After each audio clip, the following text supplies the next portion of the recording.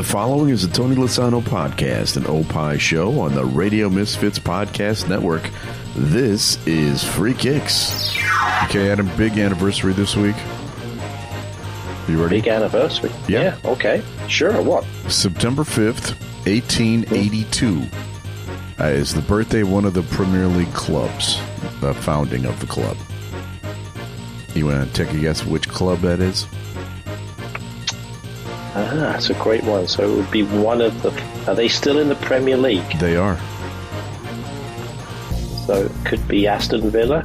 No. A happy birthday to Tottenham Hotspurs.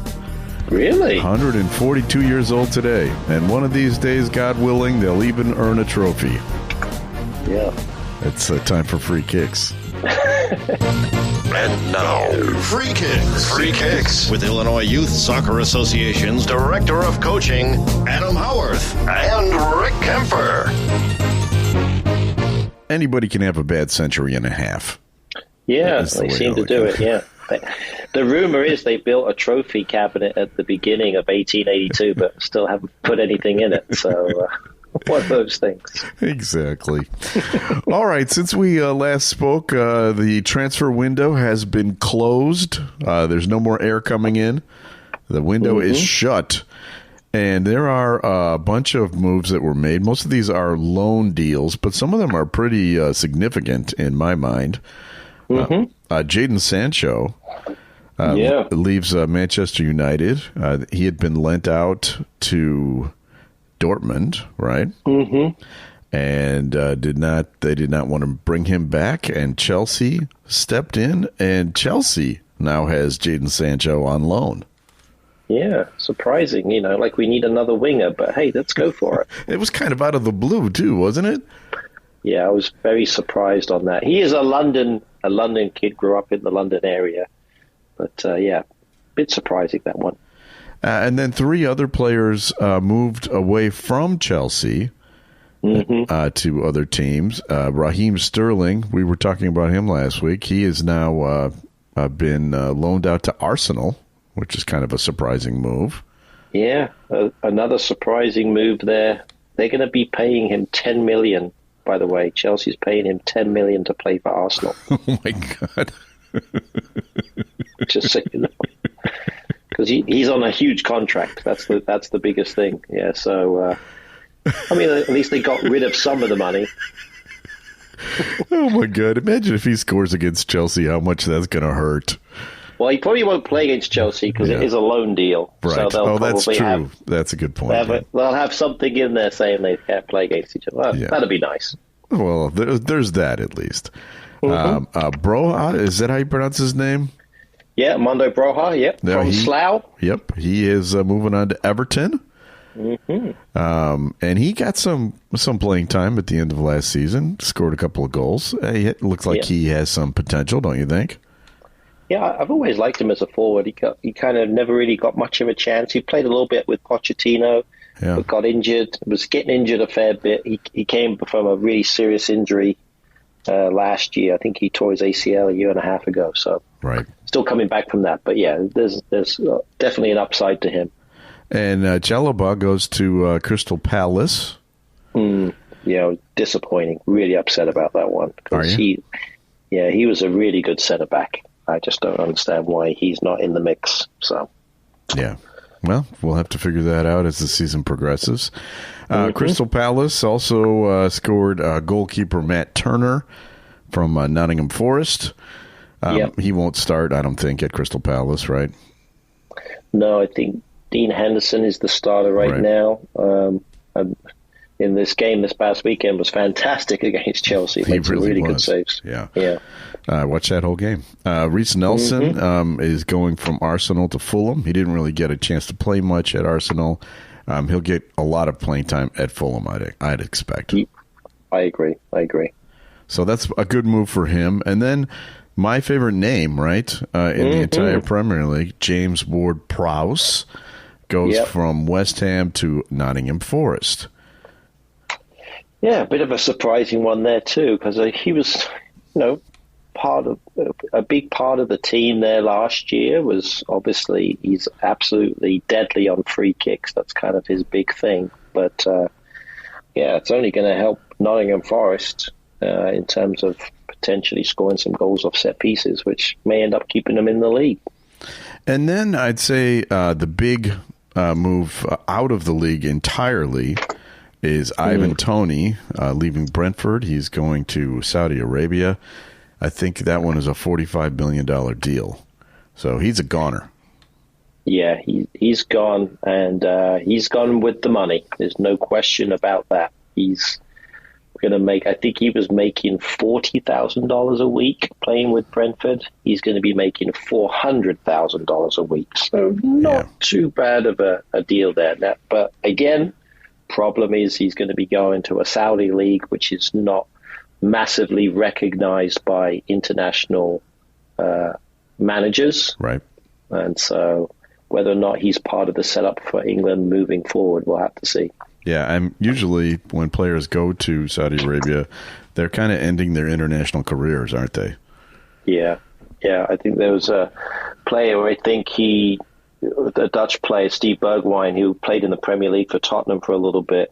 He just left. I'm not sure where he was at originally, or where he was at now, but basically Ronald Koeman came out and said, "You're done. You're not playing in the national team anymore." So, which is tough. So see, and he's only 20. I think he was only 26. That was the only thing with Bergwijn. And with Toney, he's getting up there in age a little bit. I think he's 28, but still got quite a few more years left in him. So definitely a financial decision. Yeah. Well, yeah, and you can understand that because no question, he likes to gamble, and now he's got more money to gamble. So allegedly. All right. So now that we know, by the way, am I forgetting anyone? Is there anyone that I've left off a major move that we should talk about?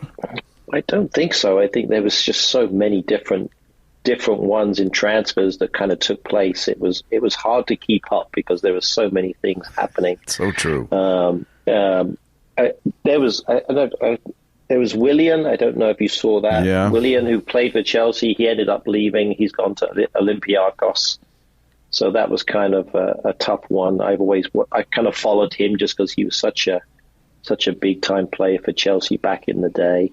Kurt Zouma, he went to Saudi as well. Right. So there's another one that did that. But yeah, I think that's pretty much most of them that have kind of gone to within clubs that we know. Yeah. You can say that Crystal Palace, though. I mean, he was at Crystal Palace, right? Zouma. No, he's at West Ham. West Ham, right? So that's what I meant. Yeah. I'm looking right at the words West Ham. I get it. But you can say that they're going to. They've made some moves that you got to wonder if they're going to be able to match some of the highs that they've hit the last couple of years. Yeah, exactly. It's an interesting one to see if they do, because they signed Max Kilman from Wolves. He came over. So that was kind of where Zouma was kind of, not surplus to requirements is what they say. So that was the only thing. And the only other two ones I forgot to mention, which was big for our Scottish listeners, because we have a lot of Scottish listeners. Napoli signed McTominay from Manchester United and Billy Gilmore, who was at Brighton. So both of those have gone over to Napoli, which is interesting, along with Lukaku as well. He went over there as well. So, right. So it's hard to keep up. There was just so many at some point. That's true. But it does mean that it's time for us to make our predictions for the year. And this is what people tune into the show for, because last couple of years we've been pretty spot on with our choices. We typically are, Rick. Yeah. Yes, that's true. We know our stuff. You do, and I'm a better guesser than most. So we'll see what happens. And let's start with our bottom three picks because season has just started, so you can't really say which teams are the worst yet. So this does involve some predicting. Yeah. So tell me who you have finishing this season at number 20 at the very bottom of the Premier League. At the very bottom of the Premier League, I actually have chosen Leicester City. Wow. Okay. And do you want to say why that is?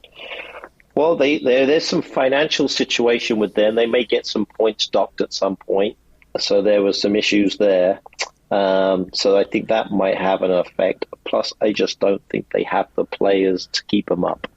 If you're relying on Jamie Vardy to score your goals consistently, it's probably not going to be a great thing. So I just don't know if they've done enough in the transfer dealings, and if they've done a lot. They arguably lost their best player to Chelsea in Dewsbury Hall. Right. So whether or not they can do enough to stay up, I think it's going to be a long road for them.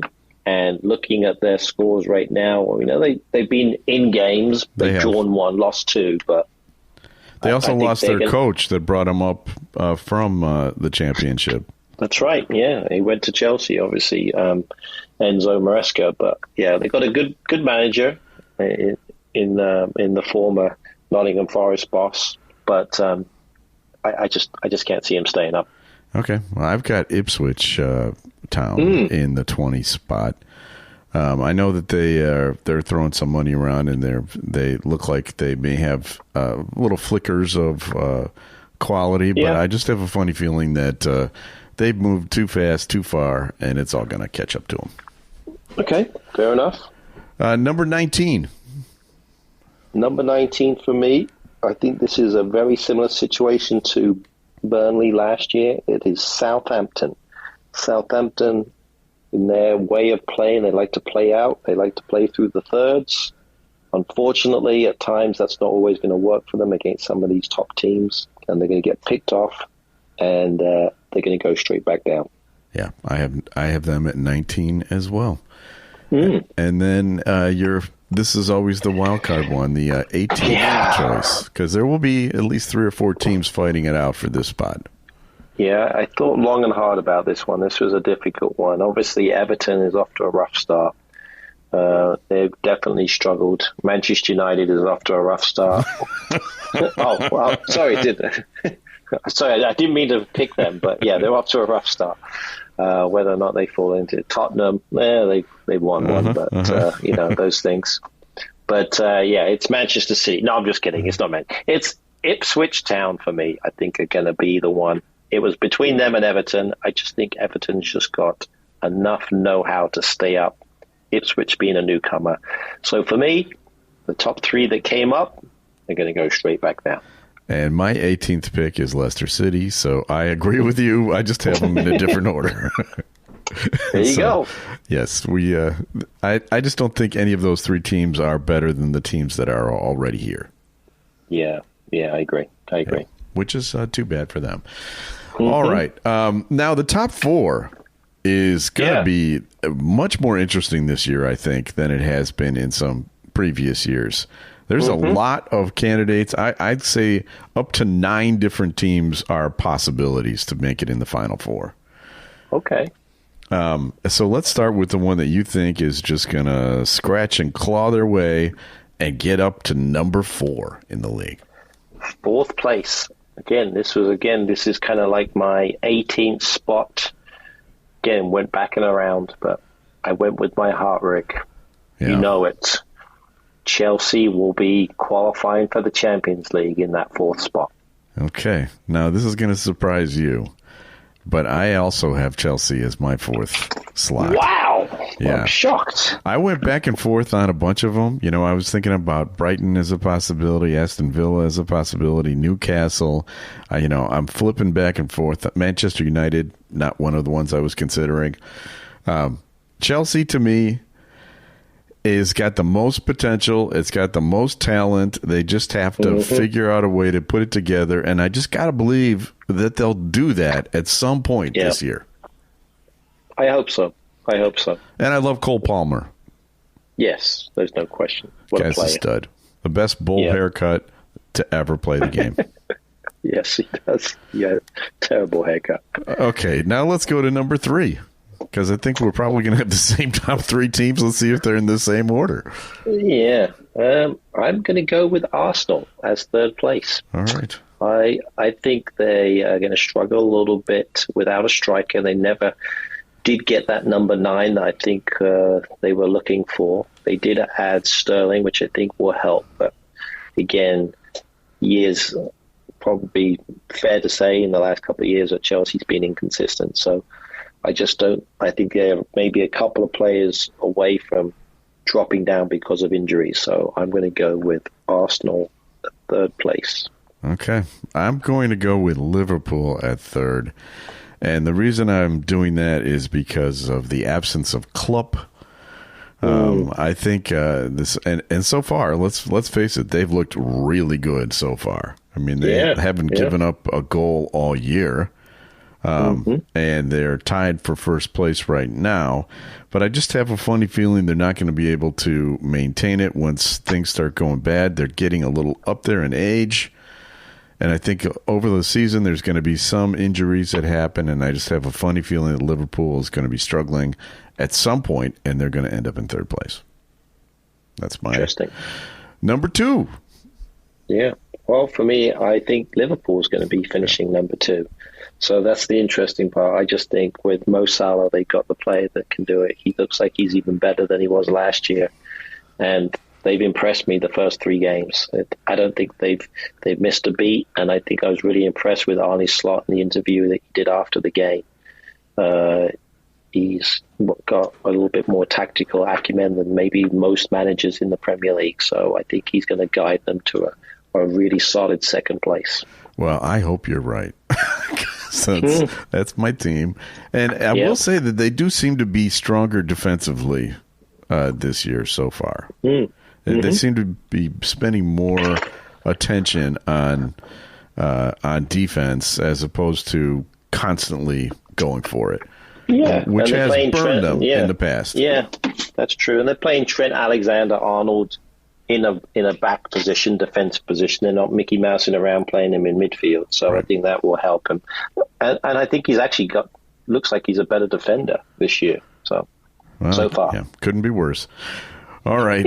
I've got Arsenal at number 2. And I think that the student and the teacher are going to be battling it out again this year because I really don't see any way that they've gotten worse. I don't think Arsenal's gotten worse over the last year. Yes, they haven't addressed the striker issue, but they almost won it last year, and I think they've got enough to make it close again this year. Which means we both picked the same champion. Well, hang on. Yeah, I went with Manchester United. I think they're on a roll. No. Well, it does have the word Manchester in it. Yes. Yeah. I think it has to be Manchester City. Yeah, I think this is going to be the fifth one. What a way to leave! He's going to leave after this season. Don't see him coming back. Pep Guardiola. He's going to leave as the champion that he is. Maybe even win the Champions League too. You never know. And right off into the sunset and say, yep, I'm the best manager ever in the Premier League. I would even say ahead of Alex Ferguson just because of the fact that he brought a whole different style of the game, the playing of the game. He's created so many different things in terms of game ideas and philosophies and processes, and everybody wants to play like him. Yeah. That's the ultimate, needed to be like it. So I think it's great. So another championship for Man City. He's raised the quality of play for the whole league. No question. And maybe you could say the whole world, because he's also impacted, the Bundesliga and La Liga, and I think you're right. I think he's the greatest coach of all time. And going into his final season, there's just no way he's going to blow it, right? In his final season going into this year. Yeah, exactly. And he's got all the pieces. And I just can't stand the fact that, even when they didn't have the pieces, they still won it. And now with Erling Haaland, who just is, I think he looks even better than he's ever done. Yeah. That the summer he had off, it's just revitalized him even more. So he looks tremendous. Already got a hat trick already in the season. So what's he got? 7 goals, I think, this year already. I think something like that. Crazy. So, I was watching that game, the Manchester City game this weekend, and I was watching with a bunch of people that are not huge soccer fans, and I was trying to explain the game to them, and all of them were like, "Who's that guy? He looks like he's better than everybody else." Yeah, he is. There you go. They figured it out pretty quickly. Pretty quickly. All right. So clip it. Take a look at it. These are our picks, and we'll, at the end of the year, see how we did. I know they're not very exciting this year, but let's face it, there's some high-quality teams and there's some low-quality teams, so it's not. These are not controversial choices that we've made. Yeah, perfect. All right, I like to do this thing now where we find an odd stat of the week, but this week I found something that's even odder. And I really need your help explaining this. The Champions League is coming back. It's coming back on September 17th. And it's a totally new format. I mean, there are 4 new teams. There are 36 teams. You know, you can alphabetically AC Milan through the young boys. There are 36 teams that are going to participate. But we're not doing it the way we've done it since the beginning of the Champions League. Totally new format. Can you please explain it? Well, so I guess I'll do it in 3 quick bullet points, right? Okay. 36 teams, maybe four bullet points. 36 teams. Teams from 25 to 36 are completely eliminated. The top 16 teams, 9 through 24, play in the knockout phase playoffs.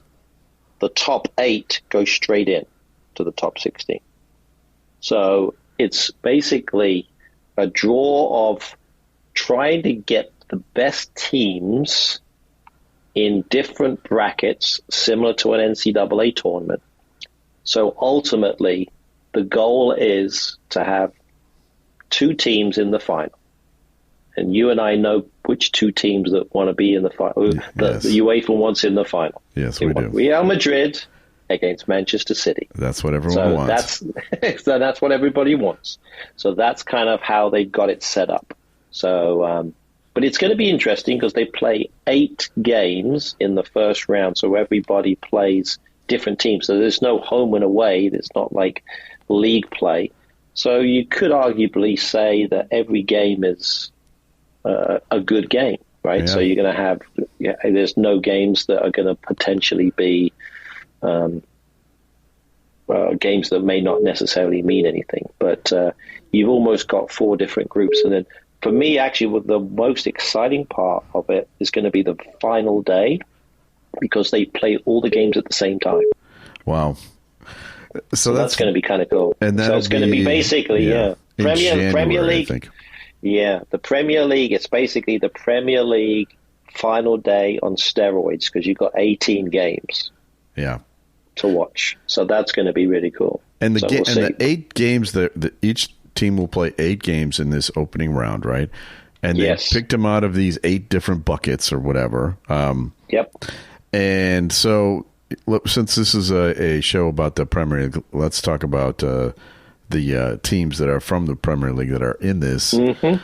Aston Villa, these are the teams they're going to be playing, and you can get an idea of how tough this is going to be. They're playing Young Boys, the Swiss team. Then they're playing Barcelona, Bayern, Bologna, Bruges, Juventus, Leipzig, and Monaco. Pretty tough, right? Yeah. Liverpool plays AC Milan, Bologna, Leipzig, Leverkusen, Real Madrid, Girona, Lille, and PSV, not PSG, PSV. Yep. Man City plays Inter Milan, Slovan Bratislava, Lille, Sporting, Feyenoord. I'm not sure what that is. Feyenoord, Dutch. Yeah, Dutch. Juventus, PSG, and Bruges. So you're seeing some of these guys are playing the same teams, right? Yeah. And then Arsenal plays Atalanta, PSG, Shakhtar, Inter Milan, Sporting, Monaco, Dynamo Zagreb, and Girona, which I think that is the easiest schedule of those 4, wouldn't you say? Sure. Oh, yeah, definitely. Now, so so it's all going to lead to, like I said, they want to get the top teams through. That's basically how it's set up. So theoretically, you're going to have Real Madrid, Man City, Barcelona, and Arsenal as your top 4 teams. Maybe Leverkusen just outside of it. Yeah, they're going to be the ones that want to get through. And they do it in a point system. Just, you win, you get 3 points. You tie, you get 1 point. There's no overtime or anything like that, correct? Correct. And you got 36. It's a 36-team table, so it's a big table. It's going to be kind of fun, I think. It took me a while to figure it out, and actually I didn't totally figure it out until you just told me. But I'm looking forward to it. It should be fun. Yeah, I think it's going to be different. I like the idea of the playoffs again. It's American-fied, if that's such a word, in that respect, in terms of we have these playoffs, but you still then get your top 8 teams go through, and they'll be seeded. And like I said, ultimately, they want the 2 best teams in the brackets. It'll be interesting to see if, let's say, Real Madrid has a bad first few games and they kind of drop down a little bit. Then you may get that that early round game in the early stages, which should be like, oh my goodness, why is Kansas playing? Right. Duke in the first round. So it'd be kind of like that. So okay. All right. Well, Free Kicks is brought to you by the Illinois Youth Soccer Association. Illinois Youth Soccer has been proudly serving the Illinois soccer community since 1975 and has a strong history of credibility. By the way, we're celebrating 50 years next year. Hey, congratulations. Thank you. I don't even look that old, do I? That's good. Illinois Youth Soccer is a nonprofit corporation, official state association and charter member of the U.S. Soccer Federation, administers U.S. Soccer Federation coaching programs, the Olympic Development Program, and U.S. Soccer Federation referee programs. For more information, go to illinoisyouthsoccer.org. And I believe that there's something else. And now, the latest Chicago area soccer news. Soccer news with Coach Adam. There's more, isn't there? Oh, there's always more. We've always got some more. So, we're 2 big things here. So, obviously, the season is about to start for a lot of our clubs in Illinois. So, this weekend, they're starting their IWSL and YSSL and CIYSL and Slice Illinois seasons. And all different groups are going to be playing, as well as Illinois as well. So, all kinds of different leagues are starting up. So, we're excited for that. So in preparation for that, we've been able to, in a couple of weeks, hopefully help prepare the coaches a little bit. So we're bringing in a good friend of mine and former Illinois Youth Soccer Director of Coaching, Mr. Ian Mulliner, who is now working full-time with the U.S. Soccer Federation as their educator developer. And he's going to be coming in doing a little workshop after our Coaches Connection on Tuesday, September the 17th. So more information will be on our website and be coming out today, which is Wednesday. You'll see it by the time you listen to this podcast, not a problem. So be ready for that. We'll have some updates, but we're excited to have him. And you'll love the title. This is what we're going to be doing this little mini workshop on. They need to, you want to, the what, how, and why of assessing. Ooh. Fantastic. Ooh. So there you go. Okay. Ian is very good with his words and coming up with snazzy titles. That's for sure. Okay. So and anybody that's a coach can go to that, right? This is open to anyone who's a coach. Yep. No matter whatever country or state you're from, everybody is welcome. Absolutely. And then secondly, ODP. So our ODP registration is now open. So if you have a player starting in birth year 2016 all the way up to 2006/2007, then sign up for our ODP program, which is done primarily through the winter, giving the players an opportunity to represent the state, represent the region, and then potentially a national ODP team as well. So we're excited to have that. We actually have 47 of our players who made regional teams. They're going to be representing the Midwest starting in January in a little interregional. So I get to go to Florida in January, which is quite exciting. Great. And then, so we're excited for that, and we'll start the process again. And we're excited to see players come out. And that would be the Olympic Development Project, ODP.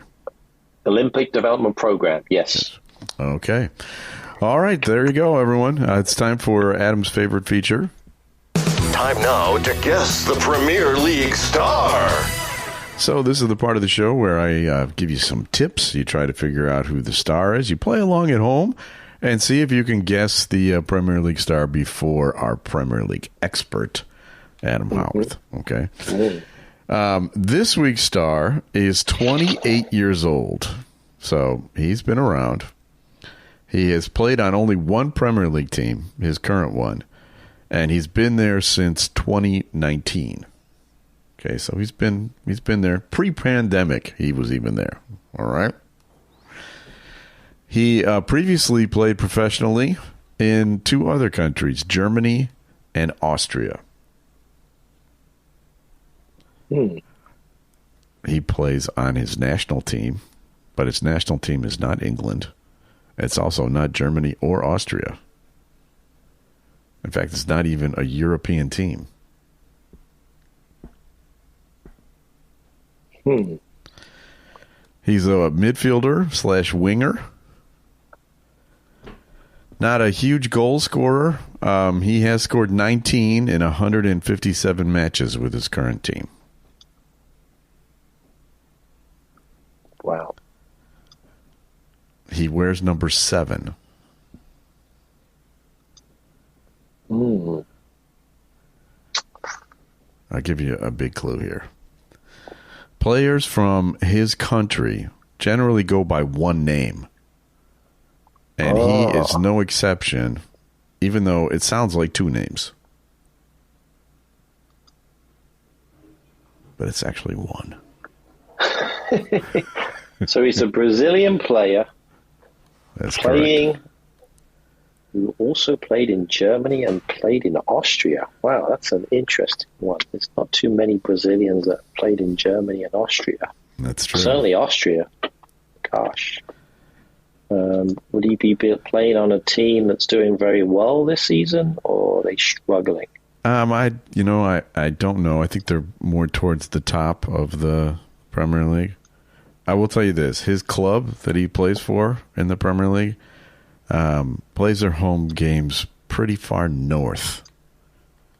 Okay, gotcha. All right, so interesting. So, would you say this player is playing for a team that looks like, if you wore this kit, you would also be mistaken as working in Foot Locker? Yes. Or a chain gang along the side of a road. Gotcha. Perhaps, yes. Gotcha. And yes, that's an interest. And I did realize he played in Austria, and as you rightfully said, his name does sound like two. So it has to be from Brazil, Joe Linton. Yeah. Doesn't that sound like his name is Joe and his last name is Linton? I always thought that was the case, and then I looked him up and like, oh, that's one word. Joe Linton. Yes, exactly. And well, you got me on the Austria portion because I couldn't. Yeah, obviously he played with Hoffenheim before, but yeah, I had no idea he played in Austria too. He played for Vienna. Yeah, Rapid Vienna. Yeah. So there you go. So yeah, it's an interesting. Yeah, and he's off to a decent start this year. I think he's got a goal already this season. So I think he's a good player. I like watching him. He's tough. He keeps people off the ball, and he always is dangerous, I think. Yeah. Oh, yeah. Yeah, definitely. And I think he's playing a little bit with the national team. I don't know if he's really a massive starter, but he's played a few times. Right. So good enough. Yeah. It counts. Once I will give you credit on that one. Yes, exactly. I'll give you credit on that one. He is a star. Okay. Definitely a star. Well done. Good one. Good choice. All right. Thank you. It's time for the reason I bring you in here. Now time for Adam's Weekend Soccer TV Tip. Because I'm just too lazy to look up the games myself. But I know that you study this very thoroughly, and you will tell me what I can't miss this coming weekend. Well, here's the problem. We've got no Premier League games. I know. So what are we going to do? I don't know. That's a great question. You want to go golfing or something? Or this is ridiculous. It's just ridiculous. We just started. You can't do this to us. We have an international break, people. Right. This is the worst time. So this is when I basically stop watching soccer for international breaks. So I have, but yeah, it's a frustrating one. But there are some decent games. We got some international games. I would put down a couple. England versus Ireland might be interesting, but again, half the team's already pulled out because of injuries. Yeah. Then you've got Scotland versus Poland might be interesting, but to be fair, and again, we're still not clear. I know we kind of teased it last week, but we still don't have a manager yet. But we've got to probably support our U.S. national team here. Right. They are playing against a coach who did not get the managerial job when they did interview. His name is Jesse Marsch, formerly of the Chicago Fire and Red Bulls and all the other Red Bull affiliates, as well as Leeds United in the Premier League. He was there for a little while. So they are playing against an interim manager, Mikey Farhas. He's going to be coaching the team this weekend. They play on Saturday. So try and see if you can find that. I believe it's on ESPN, possibly Fox. USA versus Canada from Kansas City. Yeah, arguably our second biggest rival. Yeah, I think it'll be good. And I think it'll be good. The US has got a lot of players in, so because it's an international break, so a lot of the players are able to come back. You've got your Pulisic's coming back, and others are going to be there. I think there's a few injured players. Wes McKennie's still injured. There's a couple of others that have not been able to make it, but still worth watching. USA Canada from Kansas City Saturday. I believe it is at 3 o'clock. Yes, 3 o'clock on Saturday, September the 7th. Okay. Thank you very much.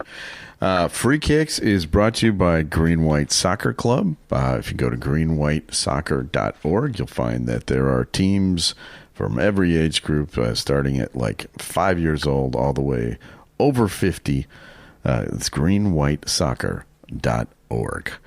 All right, we have people to thank. We need to thank our executive producer, Tony Lasana, with Opie Shows. Thank you, Tony. Thanks to Ed Silla, our distributor from the Radio Misfits Podcast Network. Great Talk Radio isn't dead. It just moved to a better place, radiomisfits.com. And we'll be back again next week with a brand new episode of Free Kicks. The proceeding was a presentation of the Radio Misfits Podcast Network. Find our other great shows on iTunes, Stitcher Radio, and at RadioMisfits.com. Thank you. Thank you. Thank you. This has been a presentation of Opie Productions. Tony, can you shut up?